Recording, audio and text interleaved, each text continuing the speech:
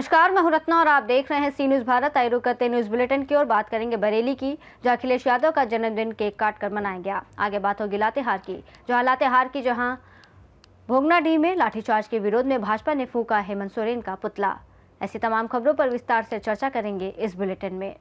जौनपुर जिला के शाहगंज नगर में समाजवादी पार्टी के राष्ट्रीय अध्यक्ष एवं पूर्व मुख्यमंत्री अखिलेश यादव का जन्मदिन सोमवार को सपा नगर कार्यालय पर हर्षोल्लास के साथ मनाया गया। कार्यक्रम की अध्यक्षता नगर अध्यक्ष अरशद अंसारी ने की। इस अवसर पर नगर पालिका अध्यक्ष प्रतिनिधि वीरेंद्र सिंह बंटी, पूर्व सभासद मकसूद हसन, सुहेल आजमी, व्यापार सभा जौनपुर के जिला अध्यक्ष शेखर साहू, जसीम खान, मनोज अग्रहर, सभासद अखिलेश यादव, धर्मेंद्र यादव, सभासद प्रतिनिधि शेदीलाल वर्मा, शिव प्रसाद, परवेज फैजान, हरि नारायण यादव, वकील अहमद, सामाजिक कार्यकर्ता अब्बू लैस, सफीक अहमद, पूर्व सभासद बच्चू लाला, जय किशन सहित अनेक कार्यकर्ता व पदाधिकारी उपस्थित रहे। कार्यक्रम में उपस्थित वक्ताओं ने अखिलेश यादव के नेतृत्व और विकासात्मक कार्यों को याद करते हुए उनके दीर्घायु और सक्रिय राजनीतिक जीवन की कामना की। अंत में सभी ने केक काटकर जन्मदिन की बधाई दी और एकजुट होकर पार्टी को मजबूत बनाने का संकल्प लिया। जौनपुर से सी न्यूज संवाददाता। सर्वप्रथम अपने माननीय राष्ट्रीय अध्यक्ष जी को जन्मदिन की बहुत बहुत बधाई और शुभकामनाएं अपने साथियों के साथ शाहगंज नगर पालिका के चेयरमैन के साथ अपने साथियों के साथ आज हम लोग इनके निवास पर जन्मदिन मना रहे हैं। मैं देवेंद्र कुमार साहू, समाजवादी जिला अध्यक्ष व्यापार सभा। सबसे बड़ी बात यह है कि इतना उनका हम लोगों ने अभी 29 तारीख को हमारा जयंती मनाया था, जिसमें अखिलेश ने इतने धूमधाम से उस कार्यक्रम को कराया कि व्यापारी गदगद हो गया और साथ साथ हमारे राष्ट्रीय अध्यक्ष भी हमने उसको अभी खुद पर्सनली मिल करके अग्रिम बधाई दिया था। आने वाले 27 तारीख को व्यापारी एकजुट होकर समाजवादी पार्टी का वोट करने के लिए हम लोगों ने अपील किया है। माननीय राष्ट्रीय अध्यक्ष जी को 27 का मुख्यमंत्री बनाने के लिए प्रण लिया है। उन्होंने व्यापारियों से वादा भी लिया है कि आप लोग हमें सिर्फ हर विधानसभा में 5000 वोट बढ़ाकर देते हैं, तो मैं विश्वास करता हूँ आप लोगों का ही वोट से मैं फिर दोबारा मुख्यमंत्री बनूंगा। इसी के साथ हमारे प्रदेश अध्यक्ष प्रदीप जायसवाल जी ने भी अग्रिम बधाई देते हुए कहा है कि इस बार हम लोगों ने व्यापारी जी जान से हर नगर, हर व्यापार, हर जगह सभी व्यापारी बार उनको मुख्यमंत्री बनाने के लिए 2027 में प्रण है। साथ साथ जन्म की बधाई देते हुए आप सभी को तरफ से, व्यापारियों की तरफ से माननीय मुख्यमंत्री जी के दीर्घायु होने के लिए और आगामी 2027 तो मुख्यमंत्री बनाने की बधाई देते हुए आप सभी को शुभकामना करते हुए आज 1 जुलाई है। समाजवादी पार्टी की राष्ट्रीय अध्यक्ष जनाब अखिलेश यादव का यहाँ जन्मदिन मनाया जा रहा है। हमारे पार्टी के सभी वरिष्ठ नेता कार्यकर्ता बहुत हर्षोल्लास से यहाँ इकट्ठा हुए हैं और जन्मदिन की बधाई दे रहे हैं। राष्ट्रीय अध्यक्ष जी के बारे में हम कहना चाहते हैं, प्रदेश के सबसे युवा मुख्यमंत्री हुए। 38 साल की उम्र में प्रदेश के मुख्यमंत्री हो गए थे। संभवतः वो 18वां कार्यकाल था, 18वां मुख्यमंत्री और पीडीए के जनक भी हैं। आप देखें उनके पिताजी समाजवादी पार्टी के संस्थापक थे जनाब मुलायम सिंह यादव, और तो इसी तरह उन्होंने काम किया। पीडीए के जनक भी हैं। गरीबों, पिछड़ों, मजलूमों को, मुसलमानों के एक साथ लेके चल रहे हैं और इसमें बड़ी प्रदेश में क्या देश में बड़ी संख्या में लोग पार्टी से जुड़े हैं। खासकर पीडीए के लोग तो एकदम मजबूती के साथ खड़े हैं। हम आने वाले चुनाव में अपने कार्यकर्ताओं से, अपने जनता से अपील करना चाहते हैं कि 2027 का जो चुनाव है वो ठीक 2012 की तरह होना चाहिए। हमारे राष्ट्रीय अध्यक्ष को फिर मुख्यमंत्री बनना चाहिए, ताकि जो कुछ अधूरे काम थे राष्ट्रीय अध्यक्ष के, बहुत से काम किए हैं, कुछ उनके सपने कुछ जनता के पूरे नहीं हो पाए हैं, वो 2027 में पूरे होंगे। इसी उम्मीद के साथ हम लोग एकजुट हैं कि पुनः अपने राष्ट्रीय अध्यक्ष को मुख्यमंत्री बनाएं। दिवाकर मिश्रा के साथ दीपक सिंह की रिपोर्ट। जनपद अंबेडकर नगर की आलापुर विधानसभा के लोकप्रिय समाजवादी पार्टी विधायक त्रिभुवन दत्त ने आज दिनांक 1 जुलाई को अपने जन्म दिवस के पावन अवसर पर एक सराहनीय और प्रेरणास्पद पहल करते हुए वृक्षारोपण कर अपना जन्मदिन मनाया। ये आयोजन न केवल पर्यावरण संरक्षण के प्रति उनकी प्रतिबद्धता को दर्शाता है, बल्कि ये भी सिद्ध करता है कि वे अपनी सामाजिक जिम्मेदारियों के प्रति जागरूक और समर्पित जनप्रतिनिधि हैं। इस अवसर पर उन्होंने समाजवादी पार्टी के राष्ट्रीय अध्यक्ष एवं पूर्व मुख्यमंत्री अखिलेश यादव के चित्र के समक्ष केक काटकर उनका भी जन्मदिन हर्षोल्लास के साथ मनाया। कार्यक्रम के दौरान बड़ी संख्या में क्षेत्रीय नागरिक, शुभचिंतक, समर्थक और समाजवादी पार्टी के कार्यकर्ता उपस्थित रहे। सभी ने विधायक त्रिभुवन दत्त को गुलदस्ते भेंट कर एवं पुष्प वर्षा कर हार्दिक बधाइयां दी। चारों ओर एक उत्सव और उत्साह का वातावरण व्याप्त था। इस गरिमामयी कार्यक्रम का आयोजन विधायक के सुपुत्र राहुल दत्त के प्रयासों में सफलतापूर्वक संपन्न हुआ। विधायक ने कार्यक्रम के समापन पर अपने पुत्र का विशेष रूप से आभार प्रकट करते हुए कहा कि ये आयोजन उनकी भावनाओं और नेतृत्व क्षमता का प्रतीक है। इस प्रकार विधायक त्रिभुवन दत्त का जन्मदिन केवल एक उत्सव नहीं बल्कि जनसेवा, पर्यावरण जागरूकता, नेतृत्व क्षमता और सामाजिक सरोकारों से जुड़ा एक प्रेरणादायक उदाहरण बन गया है। अम्बेडकर नगर से सी न्यूज़ संवाददाता जगदीप गौतम की रिपोर्ट। आज समाजवादी पार्टी के राष्ट्रीय अध्यक्ष, पूर्व मुख्यमंत्री और पीडीए की राजनीति के अग्रदूत अखिलेश यादव का जन्म दिवस समाजवादी पार्टी के जिला व महानगर कार्यालयों पर पूरे उत्साह और सम्मान के साथ मनाया गया। इस अवसर पर पार्टी पदाधिकारियों, कार्यकर्ता और जनप्रतिनिधियों ने उन्हें जन्मदिन की शुभकामनाएं देते हुए उनके संघर्ष, विचार और नेतृत्व का जन कल्याण, संविधान रक्षा और सामाजिक न्याय की मजबूत आवाज बताया। इस अवसर पर सभी कार्यकर्ताओं, पदाधिकारियों ने केक काटकर जन्मदिन का उत्सव मनाया, एक दूसरे को बधाई दी और सामूहिक भोज में भाग लिया। इस मौके पर पूर्व सांसद प्रवीण सिंह एरन, सुप्रिय एरन, पूर्व विधायक पंडित आर के शर्मा, पूर्व विधायक विजयपाल सिंह, रविंद्र यादव आदि लोग मौजूद रहे। उत्तर प्रदेश के पूर्व मुख्यमंत्री, समाजवादी पार्टी के राष्ट्रीय अध्यक्ष आदरणीय अखिलेश यादव जी का बड़े हर्षोल्लास के साथ पार्टी कार्यालय पे जन्मदिन मनाया गया। केक काटा गया, भोजन सबको कराया गया। अभी फल वितरण करने जाएंगे हम लोग अनाथालय में, पेड़ भी लगाएंगे। तो कई कार्यक्रम जनपद में चल रहे हैं। क्या संकल्प लिया गया? कार्यकर्ताओं ने, नेताओं ने एकजुट होकर एक ही संकल्प लिया है। पिछड़े, दलित, अल्पसंख्यक, पीड़ित, अगड़े सब इकट्ठे करके पीडीए को मजबूत करके हम 2027 में बरेली जनपद में 9 की 9 सीटें जिताने का काम करेंगे। अभी कार्यकर्ताओं की बदौलत आंवला लोकसभा भी हम लोग जीते हैं, 2 विधायक भी बरेली जिले में बने हैं। अभी पार्लियामेंट के चुनाव में हम लोग बहेड़ी और भोजीपुरा, नवाबगंज, बिथरी, फरीदपुर 5 विधानसभा जीते हैं। 4 विधानसभाओं में और मेहनत करेंगे। 9 की 9 विधानसभाएं जिता के माननीय राष्ट्रीय अध्यक्ष अखिलेश यादव जी की झोली में डालने का काम करेंगे। उत्तर प्रदेश में मुख्यमंत्री बनाने का काम करेंगे। आंवला लोकसभा सीट जीते हुए आपको 1 साल हो गया है, तो उसमें क्योंकि आपके सांसद 1 साल में आपके सांसद ने कुछ काम भी वहाँ किए होंगे, तो उसके बारे में पब्लिक को तो बताना पड़ेगा। सांसद जी बढ़िया मेहनती आदमी हैं, पिछड़ी जाति के हैं और इतिहास रचा है। 25 साल बाद हम लोग आंवला लोकसभा जीते हैं। भारतीय जनता पार्टी की उत्तर प्रदेश और केंद्र में सरकार है। विकास कार्य भारतीय जनता पार्टी बिल्कुल नहीं कर रही है। जहाँ पे समाजवादी पार्टी के सांसद है वहां तो बिल्कुल नहीं कर रही है। निधि थोड़ी सी होती है, उसको 5 विधानसभाओं में डिवाइड करना है, इसलिए काम कम दिखाई पड़ता है। समाजवादी पार्टी की सरकार आएगी तो उत्तर प्रदेश में काम दिखाई पड़ेगा। कैसे उठेंगे आप? उन्होंने आपको फंडिंग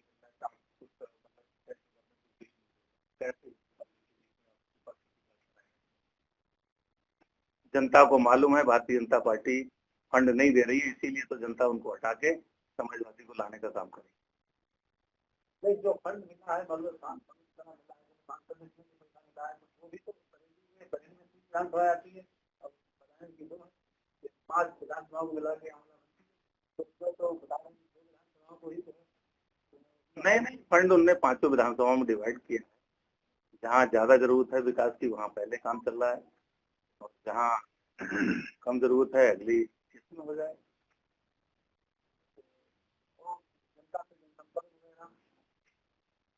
ऐसा है, सांसद जी जब चुनाव जीते दिल्ली में सत्र चालू हो गया, थोड़े दिन बीते फिर सत्र चालू हो गया। अब बरेली में 3 विधानसभाएं हैं, एक दिन एक विधानसभा में रहे तो 3 दिन तो बरेली में ही निपट जाते हैं। 2 दिन बदायूं चले गए, 5 दिन हो गए। 1 आध दिन घर पे भी अपने रहना होता है, जलालाबाद भी 1 आध दिन चले जाते हैं। तो लोगों को लगता है कम समय दे रहे हैं, लेकिन वो पूरा समय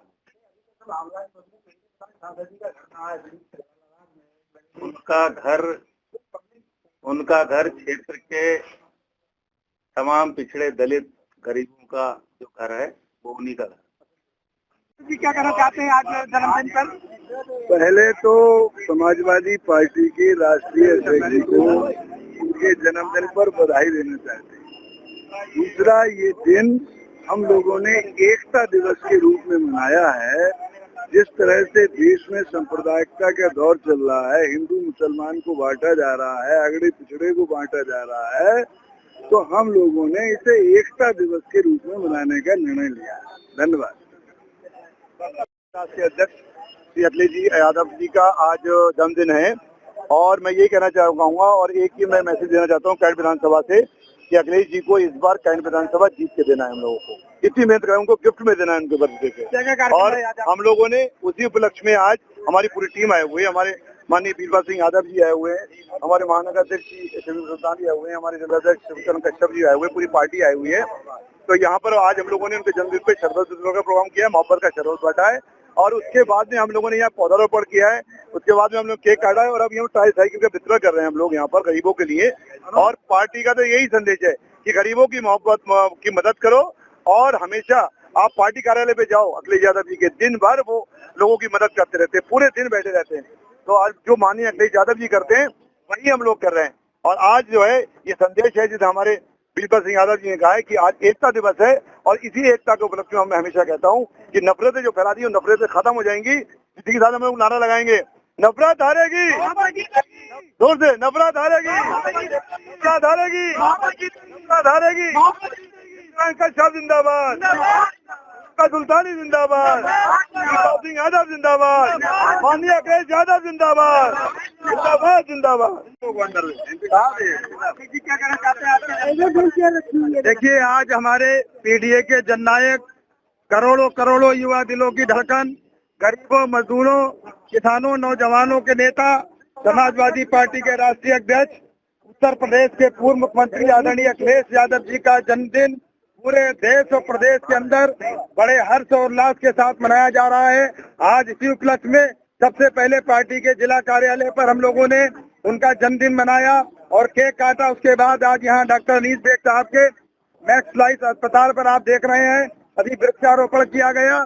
और एक तरफ नफरत है और दूसरी तरफ ये मोहब्बत का शरबत है और तीसरी तरफ यहाँ हमारे दिव्यांगजनों के सम्मान में साइकिल का भी वितरण हो रहा है। इसलिए हम लोग राष्ट्रीय अध्यक्ष जी का जो जन्मदिन है उसे एकता के रूप में बना रहे हैं। आपके चैनल के माध्यम से कहना चाहता हूं कि इस बार होने वाले 2027 के विधानसभा चुनाव में समाजवादी पार्टी प्रचंड बहुमत के साथ जीतने जा रही है, ऐसा मेरा विश्वास है। बहुत बहुत धन्यवाद। बरेली से सी न्यूज संवाददाता मुकेश सिंह की रिपोर्ट। खैरागढ़ में मंगलवार शाम चालान को लेकर विवाद हो गया। यातायात नियम तोड़ने पर स्कूटी का चालान कटने से नाराज युवक बीच सड़क पर ही धरने पर बैठ गया। इस दौरान युवक और पुलिस कर्मियों के बीच जमकर नोकझोंक हुई, जिससे कुछ देर के लिए ट्रैफिक भी प्रभावित हुआ। मामला नगर पालिका खैरागढ़ कार्यालय के सामने का है। यातायात पुलिस द्वारा हेलमेट और दस्तावेज जांच के दौरान एक स्कूटी को रोका गया। स्कूटी पर सवार युवती के पास दस्तावेज अधूरे थे, जिसके बाद पुलिस ने चालान काट दिया। फिलहाल इस मामले में किसी पक्ष की ओर से लिखित शिकायत सामने नहीं आई है, लेकिन वायरल वीडियो को लेकर अब इलाके में चर्चा है कि क्या चालान की कार्रवाई को लेकर सड़क पर बैठकर विरोध करना सही है या नहीं। अब देखना ये होगा कि इस वायरल वीडियो और धरना प्रकरण के बाद ये मामला शांत होता है या इसमें आगे कोई कार्रवाई होती है। खैरागढ़ से सी न्यूज संवाददाता हेमंत पाल की रिपोर्ट। भोगनाडीह संथाल परगना में हुल दिवस के दिन आदिवासियों पर पुलिस द्वारा की गई लाठीचार्ज के विरोध में लातेहार भाजपा जिला कमेटी द्वारा समाहरणालय गेट के पास मुख्यमंत्री हेमंत सोरेन का पुतला फूका। इस दौरान भाजपाइयों ने जमकर झारखंड सरकार विरोधी नारेबाजी की। कार्यक्रम की अध्यक्षता जिला अध्यक्ष पंकज सिंह ने किया। मौके पर चतरा सांसद कालीचरण सिंह ने कहा कि पुलिस की ये कार्रवाई आदिवासियों की अस्मिता पर हमला है, जिसे भाजपा कभी बर्दाश्त नहीं करेगी। बताते चले कि हुल दिवस पर भोगनाडीह में आदिवासी समुदाय कार्यक्रम में शामिल होने जा रहे थे, जिसे जाने से रोक दिया गया। इसी का विरोध आदिवासियों ने किया तो पुलिस ने लाठीचार्ज की। पुतला दहन कार्यक्रम में मुख्य रूप से भाजपा के वरिष्ठ नेता सह प्रदेश कार्य समिति सदस्य राजधानी प्रसाद यादव, जिला उपाध्यक्ष राकेश दुबे सहित सैकड़ों की संख्या में भाजपा कार्यकर्ता उपस्थित थे। हाँ सर, जो घटना घटी है आदिवासियों की, जिस तरह से पिटाई की गई है, किस तरह से देखते हैं इस घटना को सर आप? दुर्भाग्यपूर्ण है और ये आदिवासियों की सरकार है। जहाँ तक हेमंत सोरेन जी मुख्यमंत्री जी जो हैं वो स्वयं आदिवासी हैं, तब उनके ही नेतृत्व काल में कर किसी आदिवासी बंधु पर कोई लाठी चलता है, आंसू गैस छोड़े जाते हैं, ये बड़ा दुर्भाग्य है। उसमें भी वहाँ जहाँ सिद्धू कानून की कर्मस्थली जन्मस्थली रही है, ये बड़ा दुर्भाग्यपूर्ण है, बड़ा शर्म का विषय है और झारखंड के लिए भी शर्म का विषय है। वर्तमान जगन सरकार आदिवासियों के नाम पे राजनीति कर रही है, उसमें कहाँ दो राय लगता है? बिल्कुल उसमें कहाँ दो राय है? आदिवासियों के नाम पर वो सत्ता में आई, आदिवासियों की चिंता करने के नाम पर सत्ता में आई और आदिवासियों की ही घोर उपेक्षा हो रही है और उनको ही सम्मान में ठेस पहुँचाया जा रहा है। जिस तरह से पुलिस बावता से पिटाई की, आदिवासियों को खेदा दौड़ा कर मारा गया, इस घटना आप सर विपक्ष हैं, विपक्ष में सर इसको किस तरह से देखते हैं? इतना दुर्भाग्यपूर्ण है, इसमें क्या देखना है? इतना दुर्भाग्यपूर्ण है कि जिनके कारण से स्वयं सत्ता में आई ये सरकार और उनको ही पीट रही है, उनको ही अपमान कर रही है, उनका ही सम्मान का ठेस पहुंचा रहे हैं, तब इसके बाद देखने की क्या बात है? उनको तो राजनीति से संन्यास लेना चाहिए ऐसे कुकृत्यों को कार्य करने से। दुर्भाग्य। Thank you. बताया जाए सर, जिस तरह से आदिवासियों की बर्बरता से पिटाई की गई है हूल दिवस के दिन, किस तरह से इस घटना को देखते हैं आप? देखिए, हूल दिवस के दिन जिस तरह से आदिवासियों के ऊपर, खासकर सिद्धू कानू के वंशजों के ऊपर इस हेमंत सोरेन सरकार ने लाठी और गोली के बौछार किया है, इसका मैं घोर निंदा करता हूं। और जिस तरह से आदिवासियों को बदौलत तो सत्ता पर आए थे, निश्चित तौर पर यह साबित आज कर दिया कि हम आदिवासियों के लिए नहीं बल्कि चंद लोगों के इशारे पर काम करने वाले लोग हैं। आज आदिवासी समाज जो उनको कुर्सी पर बैठाया था, निश्चित तौर पर अपमानित महसूस कर रहा है, क्योंकि आज बहुत उम्मीद था कि आदिवासी समाज, आदिवासी मुख्यमंत्री, आदिवासी समाज का कल्याण होगा, लेकिन आज तानाशाही रवैया अपनाते हुए, हिटलरशाही रवैया अपनाते हुए उन्हीं के ऊपर गोली और लाठी के बौछार किया जा रहा है। और आज मैं कहना चाहता हूं कि भारतीय जनता पार्टी पूरे प्रदेश में आंदोलन कर रही है। निश्चित तौर पर कल हेमंत सोरेन गद्दी से उतरेंगे और उसके लिए आदिवासी समाज एकजुट होकर उन्हें सत्ता से हटाने का काम करेगी। Thank you. हाँ सर, हूल दिवस के दिन सर जिस तरह से आदिवासियों की पिटाई की गई है, इसको लेकर काफ़ी आक्रोश देखा जा रहा है। आज पुतला दहन भी किया गया है, इसको घटना को किस तरह से देखते हैं आप? निश्चित रूप से जो है, जिस तरह से भोगनाडीह में आदिवासियों के ऊपर बर्बरता पूर्वक पुलिस के द्वारा लाठीचार्ज किया गया है, यह निंदनीय है।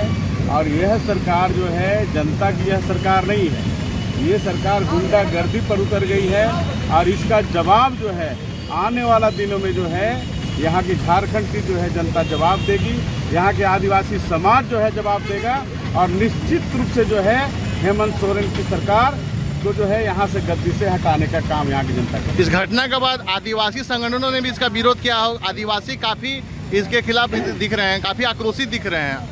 आदिवासी जो है ये घटना तो जो है निश्चित रूप से जो है संवेदनशील घटना है, लेकिन आप देखेंगे पिछले दिन रांची में जो है सरना स्थल को लेकर के पूरे झारखंड प्रदेश के आदिवासी इनके खिलाफ थे। ये आज जो भी कर रहे हैं झारखंड में आदिवासियों के हित में यह कोई काम नहीं कर रहे हैं, आदिवासियों के खिलाफ जो है इनका हर पॉलिसी आदिवासियों के खिलाफ। क्या लगता नहीं कि एक हूल दिवस की और जरूरत है झारखंड में? निश्चित रूप से जो है इसके लिए जनता तैयार हो रही है और जो है यहाँ के आदिवासी, यहाँ के दलित, यहाँ के पिछड़ा, यहाँ के सभी वर्ग के जो लोग हैं, एक क्रांति जो है झारखंड में क्रांति होगी और वह जो है हेमंत सरकार के खिलाफ होगी। लातेहार से सी न्यूज़ संवाददाता बबलू खान की रिपोर्ट। विश्व धरोहर महाबोधि महाविहार बोधगया बौद्धों के पवित्र तीर्थ स्थल एवं आस्था का पवित्र स्थल है, जिसके दर्शन हेतु देश दुनिया से प्रतिदिन बौद्ध अनुयायी सैकड़ों हजारों की संख्या में उपस्थित होते हैं। भारतीय संविधान 1950 में लागू हुआ है। बोधगया मंदिर अधिनियम 1949 भारतीय संविधान का उल्लंघन करता है। इसी कड़ी को आगे बढ़ाते हुए महाबोधि महाविहार मुक्ति आंदोलन का प्रारंभ 1 जुलाई से 31 जुलाई 2025 तक कलेक्टर कार्यालय के सामने ओवरब्रिज के नीचे शांतिपूर्ण धरना प्रदर्शन का आयोजन पूज्य भदंत धम्मतप जी के मार्गदर्शन में राज्य स्तरीय धरना किया जा रहा है। आयोजक all India Buddhist forum Chhattisgarh, सहयोगी संस्था छत्तीसगढ़ भिक्षु संघ, भारतीय बौद्ध महासभा छत्तीसगढ़, बौद्ध कल्याण समिति राजनांदगांव, महिला सशक्तिकरण संघ छत्तीसगढ़, समस्त बुद्धिस्ट संगठन एवं बौद्ध उपासक उपासिकाएं। मुख्यमंत्री जी बताया कि 1 महीने का आपका धरना प्रदर्शन है, आखिर ये बीटी एक्ट के तहत और 1 महीना क्यों चुना आपने? देखिए, 1 महीने की लड़ाई नहीं है, ये 134 साल पुरानी लड़ाई है और ये 134 साल से लड़ाई निरंतर चली आ रही है। अगर अनागारिक धम्मपाल जी ने अगर ये 134 साल पहले ये लड़ाई नहीं लड़ी होती तो महाबोधि महाविहार कहीं तिरुपति बालाजी ना बन जाता। 134 साल पहले अनागारिक धम्मपाल जी ने लड़ाई लड़े तो आज महाबोधि महाविहार तभी कुछ पैमाने में शुद्ध रूप में बचा है। आज तिरुपति बालाजी भगवान बुद्ध के दंत धातु पे बना हुआ स्तूप है, लेकिन आज उसका रूप, उसका स्वरूप आप देख रहे हैं। अगर अनागारिक धम्मपाल जी ने नहीं लड़ा होता तो ये महाबोधि महाविहार नहीं मिलता। 134 साल की लड़ाई में चरणबद्ध तरीके से अनागारिक धम्मपाल जी ने जो लड़ाई लड़ी, 58 साल बाद उसका रिजल्ट आया है। 58 साल बाद बीटी एक्ट बना। 58 साल पहले बौद्धों को अगरबत्ती लगाने की, ध्यान साधना करने की, पूजा करने की भी अनुमति महाबोधि विहार में नहीं थी। वो दृश्य को देखकर अनागारिक धम्मपाल जी फूट फूट के रो रहे थे। उन्होंने वो लड़ाई लड़ा और लड़ाई लड़ने के बाद में वो यहाँ तक आए। 58 साल बाद उनके निधन के पश्चात बीटी एक्ट बना। वह देवमित्र वल्ली सिन्हा जी उनके शिष्य थे। उस समय बीटी एक्ट बना जिसमें 4 बौद्ध, 4 हिंदू और जो कलेक्टर डीएम होगा वो हिंदू होगा। इस तरीके से बीटी एक्ट संविधान लागू होने से पहले बीटी एक्ट 1949 निर्माण हुआ और उस संविधान लागू होने के पूर्व संविधान कहता है कि 1950 के बाद जितने कानून सब शून्य होंगे, लेकिन सारे के सारे कानून शून्य होंगे। लेकिन बीटी एक्ट अभी भी चल रहा है तो हम बीटी एक्ट को निरस्त करने के लिए लड़ाई लड़ रहे हैं। बीटी एक्ट पूर्णतः निरस्त होना चाहिए, बौद्धों को पुनः प्रबंधन होना चाहिए। अभी महाबोधि महाविहार में सीधा सीधा ये है कि राज्य सरकार का हस्तक्षेप है, राज्य सरकार उसमें हस्तक्षेप करती है। तो इसलिए हम चाहते हैं कि बीटी एक्ट 1949 को रद्द करने के लिए लड़ाई लड़ रहे हैं और 1 महीने का धरना बैठे हैं। 1 महीना नहीं, 134 साल से धरना चल रहा है और 58 साल बाद रिजल्ट आया है। और इस बार भी हमको आत्मविश्वास है ये हमारे हिस्से में जाने वाला है। ये संघर्ष अगर जो ये इस हिस्से में शामिल नहीं होंगे वो अछूते कहलाएंगे, अभागा कहलाएंगे। और जिस धरने में, इस आंदोलन में सारे शामिल है, मीडिया कर्मी ही क्यों ना हो, उपासक उपासिका क्यों ना हो, जितने भी शामिल हो, कल इतिहास में उनका नाम रचा जाएगा, नाम लिखा जाएगा कि वो महाबोधि महाविहार को बचाने के लिए पुनः रूप से आए, क्योंकि अपने आध्यात्मिक धरोहर को बचाना है। अभी देखिए, जिनका धरोहर नहीं है, जिनका इतिहास नहीं है, वो अपना इतिहास रहते अपने धरोहर को बचा रहे और सुरक्षा कर रहे, और जिनका इतिहास है, जिनका धरोहर है, वो अपने इतिहास को भी नहीं बचा पा रहे, उसको सुरक्षा नहीं कर पा रहे। जो अपना इतिहास धरोहर नहीं बचाएंगे तो फिर आने वाली पीढ़ी को क्या देंगे। तो हमारी लड़ाई यही है। और एक बात विशेषता बताइए, क्या ये बताइए कि मंदिर का संचालन प्रबंधन कौन करता है? हिंदू धर्म के लोग करते। मुसलमान का प्रबंधन कौन करते? मुस्लिम लोग करते। क्रिश्चियन धर्म का प्रबंधन कौन करते? क्रिश्चियन लोग करते हैं। और भी कोई भी धर्म के, सिख धर्म का प्रबंधन कौन करते? सिख लोग करते। एक महाबोधि महाविहार हमारे आस्था का पूर्ण एकदम केंद्र है। वहाँ के प्रबंधन में गैर बौद्ध क्यों है? गैर बौद्ध क्यों है? हम चाहते कि पूर्णतः बौद्ध को प्रबंधन वो मिलना चाहिए, इसलिए उसकी लड़ाई लड़ रहे हैं और 1 महीने तक बैठे हैं। बहुत से लोग सामने बने। ये छत्तीसगढ़ प्रदेश स्तरीय धरना है, लेकिन जगह जगह छत्तीसगढ़ के अन्य जिलों में भी 1 दिन का प्रदर्शन होगा। और ये 1 तारीख हमने डिसाइड किया, 1 तारीख नागपुर में हो रहा है, बुद्ध गया में हो रहा है। जगह जगह धरना प्रदर्शन सामूहिक केंद्र सरकार और राज्य सरकार को जगाने के लिए कर रहे हैं। हम चाहते हमारी आध्यात्मिक जगह तो दे दो। आप अपने आध्यात्मिक जगह के लिए लड़ रहे हैं और उसको भीड़ भाड़ के ले लिए हैं, लेकिन हमारी जगह क्यों नहीं? हमारा अधिकार जो यूनेस्को धरोहर है, उस यूनेस्को धरोहर साबित हुआ है कि बौद्ध हेरिटेज साइट है, विश्व हेरिटेज साइट है। उस विश्व हेरिटेज को साइट को जब धरोहर साबित होने के बाद में आप हमें नहीं दे पा रहे, ये लड़ाई जारी रहेगी। ये 31 दिन का धरना नहीं है, धरना कंटिन्यू में है। धरना कंटिन्यू में हम बैठे हैं, धरना कर ही रहे हैं, लेकिन 29 जुलाई को रिजल्ट आ रहा है। हम सकारात्मक सोच लेते हैं कि 29 जुलाई का जो रिजल्ट आएगा वो हमारे पक्ष में आएगा। राम मंदिर का जब रिजल्ट आया वो आस्था के तौर पर आया है, लेकिन हमारा तो एविडेंस है, इसलिए हम आत्मविश्वास के साथ में बैठे। इस बार कोर्ट से एविडेंस के साथ में होगा। अगर कोर्ट न्याय करे और राज्य सरकार और केंद्र सरकार न्याय करे, बौद्धों की मांग को सुने, ये हमारी मांग को लेकर। राजनांदगांव से सी न्यूज़ संवाददाता तुलसी की रिपोर्ट। फिलहाल इस बुलेटिन में बस इतना ही। देश और दुनिया की तमाम बड़ी खबरों के लिए देखते रहिए सी न्यूज़ भारत।